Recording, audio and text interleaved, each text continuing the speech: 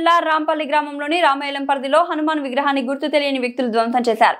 ఈ సంఘటనపై స్థానిక బీజేపీ నాయకులు తీవ్ర నిరసన వ్యక్తం చేశారు. పోలీసులు సంఘటన స్థలంలో సీసీ కెమెరాలు పరిశీలిస్తున్నారు. స్థానికులు పోలీసులను సమగ్ర దర్యాప్తు చేపట్టి దోషులను గుర్తించి తగిన శిక్ష విధించాల్సిందిగా గ్రామస్తులు కోరుతున్నారు.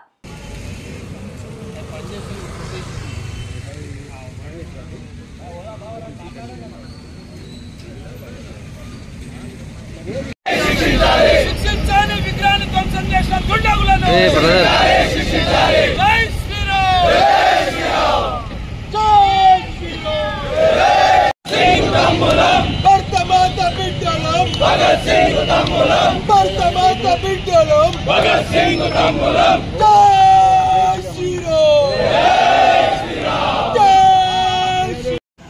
మన రాంపల్లి గ్రామంలో ఈరోజు గుర్తు తెలియని దుండగులు నాయకులు మన రాంపల్లి గ్రామంలో ఉన్నటువంటి ముందు ఆంజనేయ స్వామి విగ్రహం పైన దాడులు చేశారు.